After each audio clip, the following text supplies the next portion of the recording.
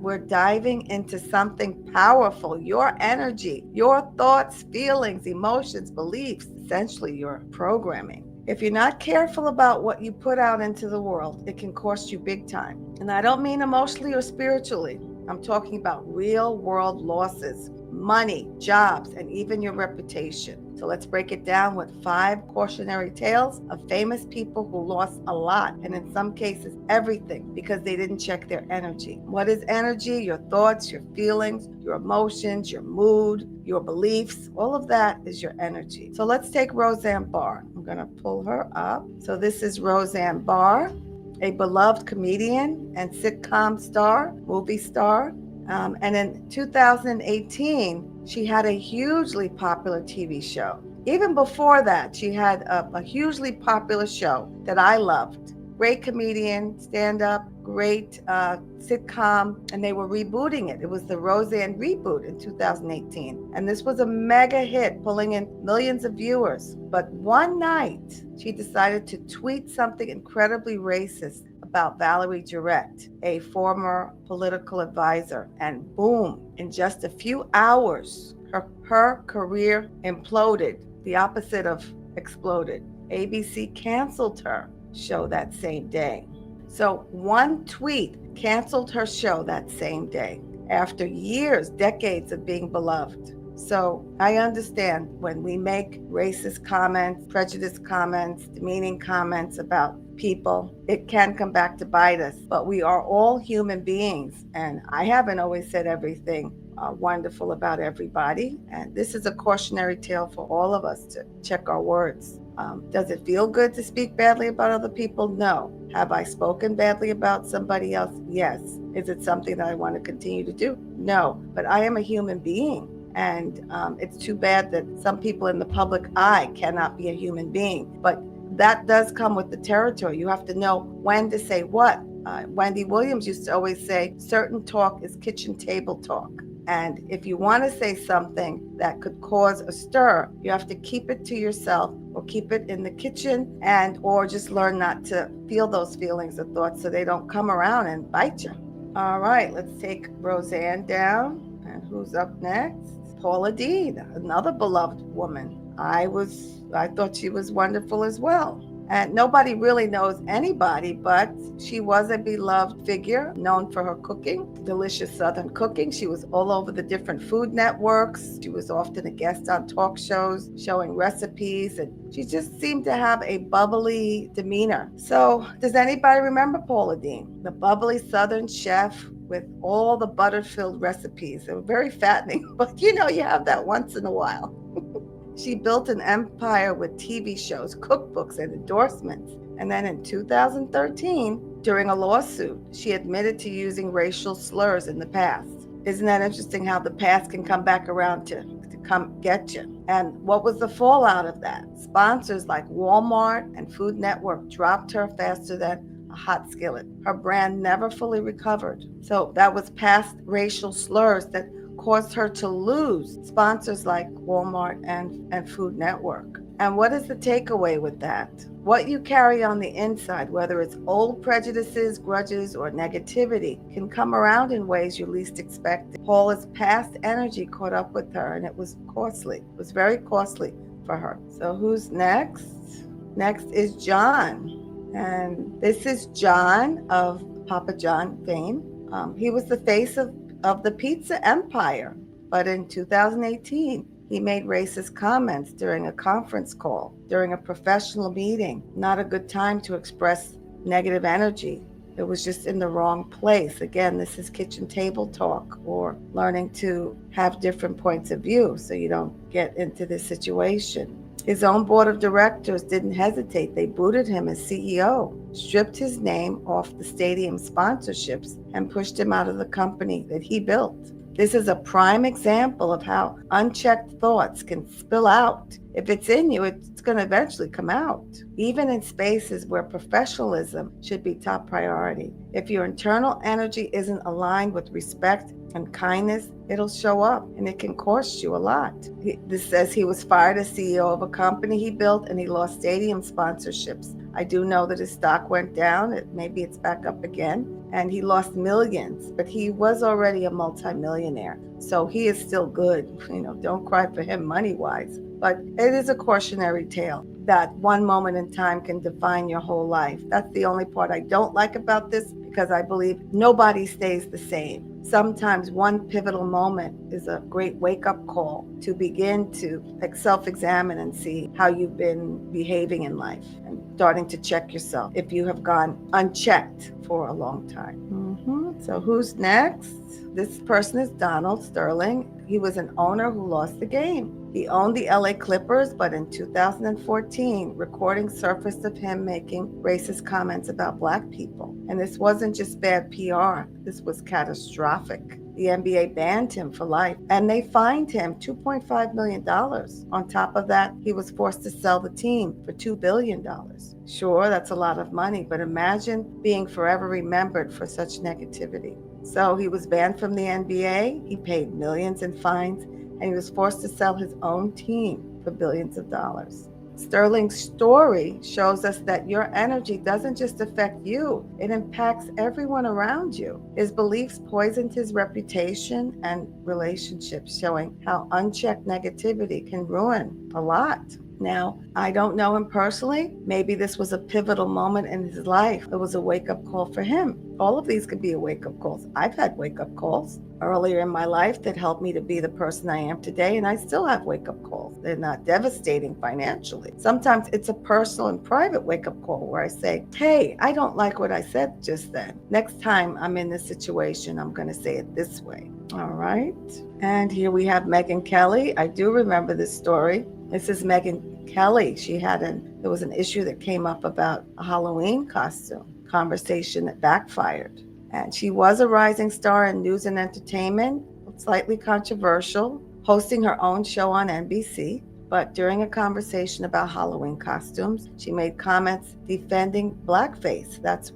And so NBC pulled her show very quickly, quick, fast, and a hurry. So ignorance is no excuse. I don't know if she knew the history of blackface or not. So if your energy, your thoughts, or beliefs don't come from a place of awareness and kindness, it can alienate the very people you hope to connect with. So let's take her off.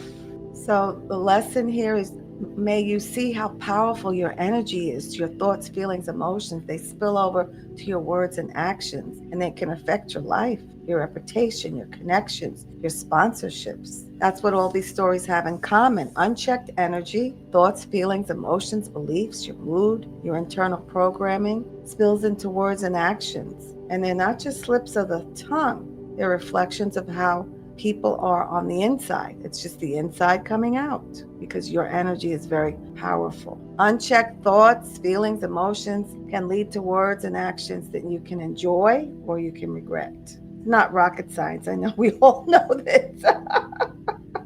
So your words, your thoughts, feelings, emotions, they influence how you speak and act. And like a boomerang, what you put out in the world always comes back to you. So positive energy brings opportunities, respect, and connection, and negative energy can destroy everything you've worked for.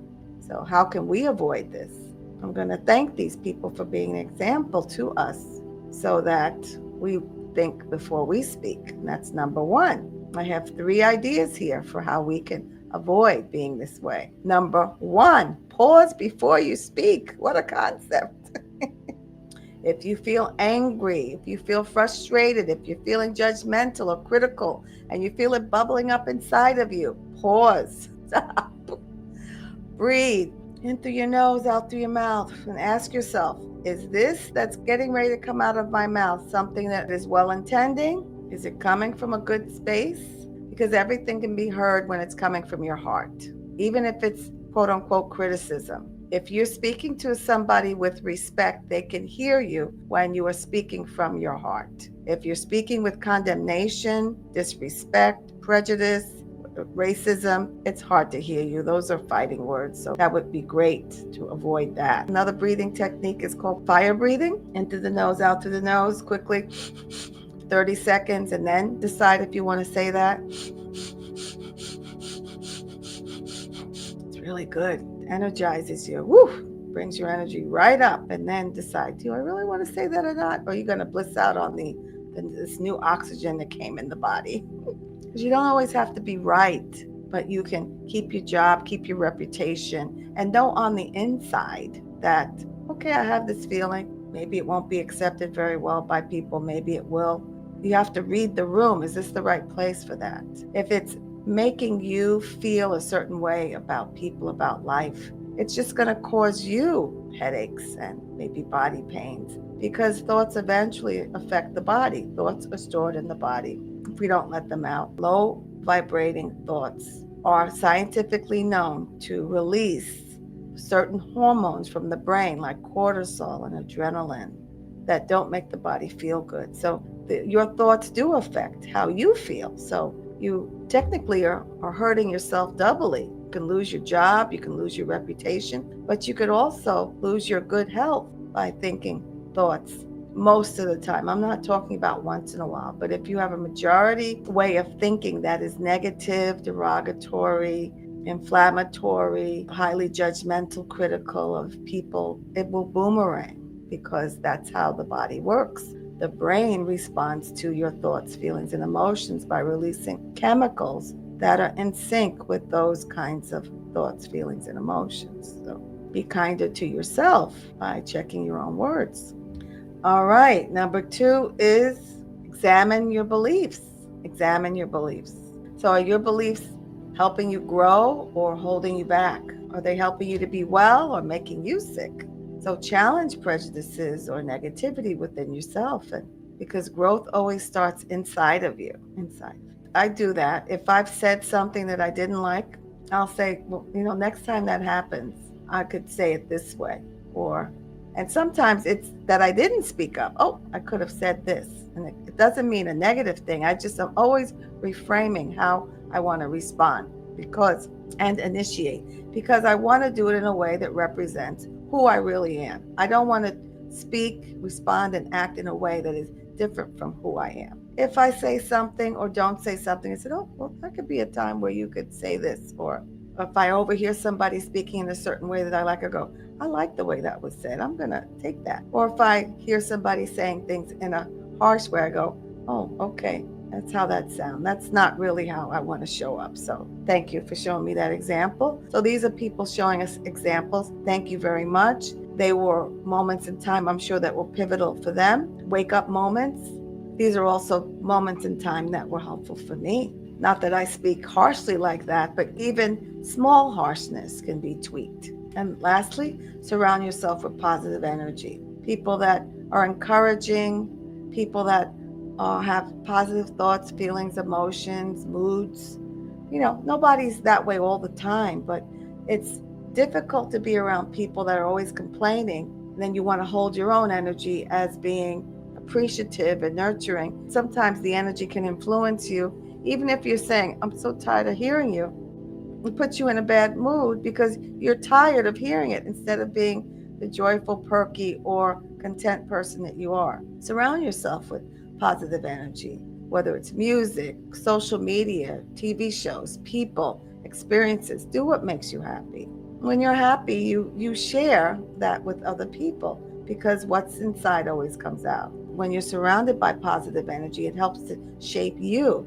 So choose wisely. So if you need help with managing your energy, your thoughts, feelings, emotions, that's what I do for a living. Click the link in the description for a session, or my book on 101 Ways to Silence Your Inner Critic. It works miracles for many people.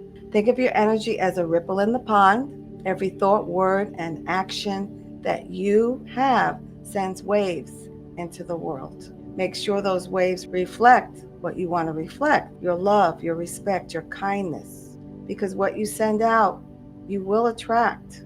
This is a like attracts like universe. Let's learn from these cautionary tales and create a life where our energy opens doors instead of closes them down. Thank you for listening, and enjoy the rest of your day or night. This is Carol at True Self Unmasked. This will also help you manage your energy.